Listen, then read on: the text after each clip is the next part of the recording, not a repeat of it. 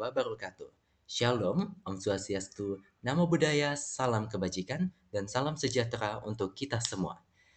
Hai Garuda Muda Unesa, hari ini aku Rio Girsang dan hari ini kita akan mengikuti PIMBA FEB Unesa yang 2026. Gimana nih perasaan teman-teman mengikuti PKKMB sebelumnya? Pasti seru dan terkesan capek kan?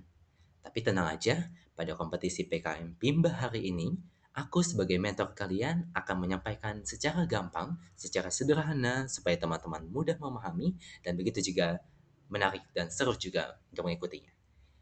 Izinkan aku untuk menyampaikan TOT pada hari ini, yaitu sebuah subtema dari ide kepedulian menjadi aksi nyata.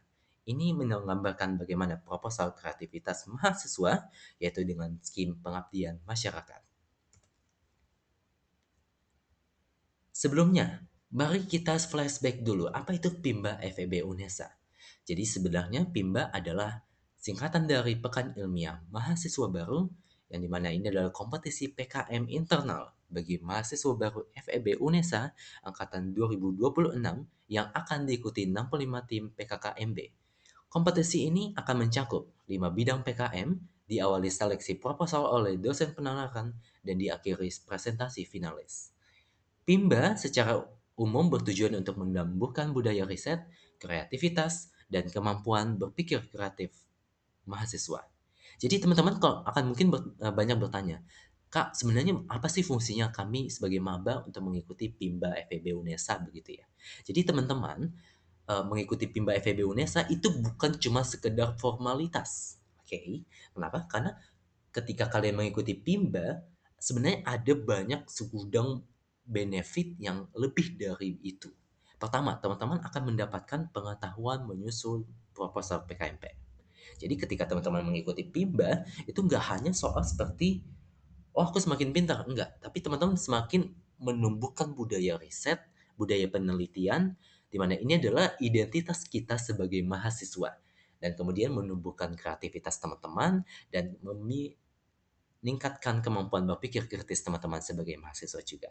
Dan kedua, ini kalau yang benefitnya yang paling diincar-incar, yaitu jika teman-teman lolos hingga tingkat nasional dan meraih medali bahkan akan mendapatkan konversi SKS yang which is teman-teman bisa lulus wisuda tanpa skripsi. Oke, jadi wow, ini banyak banget gudang benefitnya. Artinya teman-teman nggak akan sia-sia mengikuti PIMBA FEB UNESA. Tetapi teman-teman kalau benar-benar niat, benar-benar menggali potensi secara dalam, yakin teman-teman, ini nggak akan sia-sia untuk teman-teman. Oke, kemudian lanjut. Mari kita memahami apa itu administrasi di PKM. Sebenarnya sebelumnya izinkan aku untuk menyampaikan bahwa sebenarnya untuk mengikuti PKM kita akan mengikuti dua seleksi bertahap. Pertama, administrasi. Penilaian untuk mengevaluasi ketaatan administrasi, jika salah satu saja dari aspek-aspek tersebut tidak sesuai, maka dapat menggugurkan proposal di tahap 1.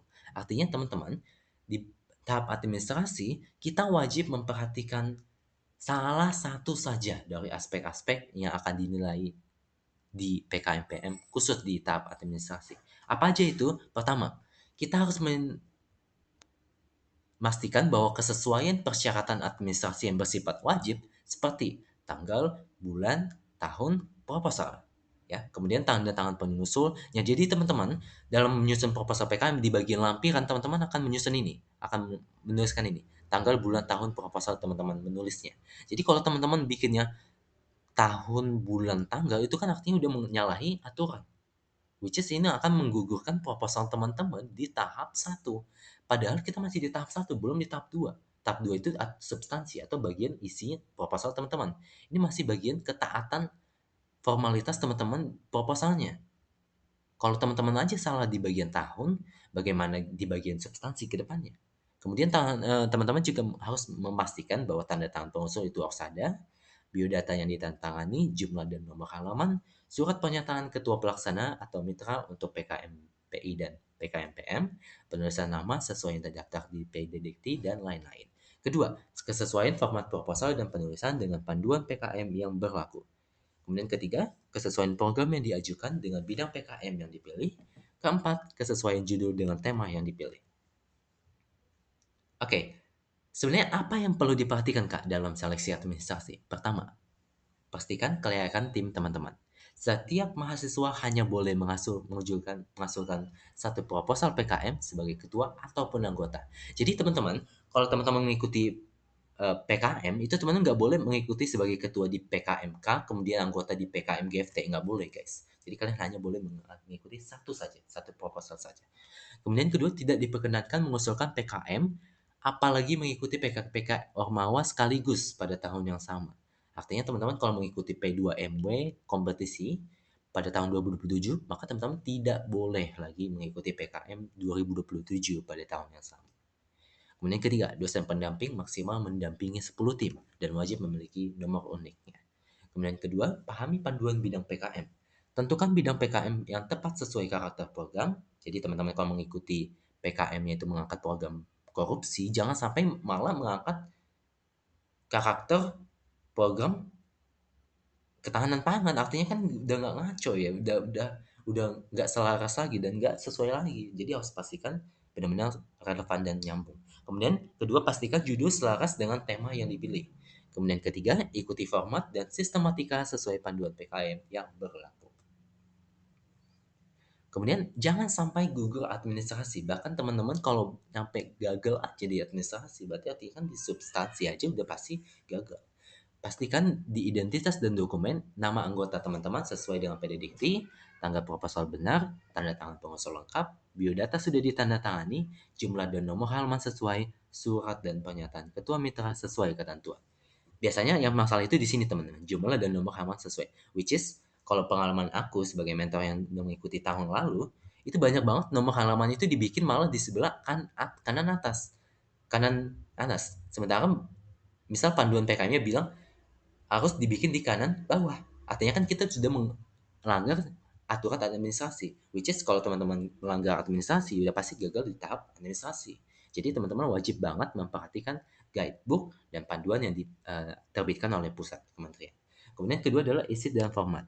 Format dan sistematika 100% mengikuti panduan PKMPM. Kedua, program sesuai dengan bidang PKM. Kemudian ketiga, judul sesuai dengan tema.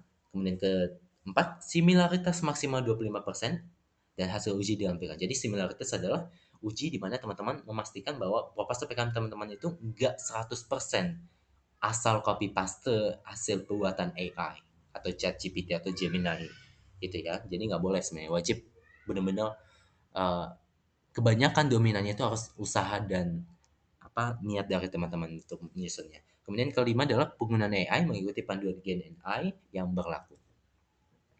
Kemudian pahami alur dan cek ulang. Pastikan di seleksi administrasi ketaatan terhadap persyaratan, format, sistematika, identitas, dan kelengkapan dokumen. Karena kalau satu saja tidak sesuai, proposal pasti gugur, teman-teman. Kemudian ketiga, kalau teman-teman lolos di administrasi, selamat. Teman-teman boleh dan berhak untuk melanjutkan di seleksi substansi. Di pada seleksi substansi akan menilai berdasarkan kreativitas program teman-teman yang akan teman-teman angkat. Kemudian kedua, kekinian topiknya. Jadi teman-teman kalau mengangkat topik yang lebih baru, maka teman-teman akan menawarkan nilai daya jual yang lebih baik untuk juri reviewer PKM ke depan. Kemudian tantangan intelektual. Nah, tips terakhir dari aku untuk sebelum summit, pastikan baca ulang panduan PKM supaya teman-teman nggak nyesal di kemudian hari padahal cuma salah satu sedikit aja. Seperti tadi tanggal dan biodata begitu ya. Kemudian kalau sudah pastikan cek administrasi, kemudian ketiga cek format, kemudian keempat cek similaritas, kemudian pastikan bidang dan judul sesuai, baru submit. Jadi kalau teman-teman udah pasti benar dan tenang banget nih bikinnya nih, teman-teman silakan submit. Jadi sekian dulu untuk TOT pada hari ini. Aku mengucapkan banyak terima kasih untuk adik-adik semua yang sudah mengikuti dengan baik dari awal hingga akhir. Aku Rio Girsa mengucapkan terima kasih kamsahamnida everyone. Mohon maaf apabila banyak salah kata yang saya ucapkan. Terima kasih.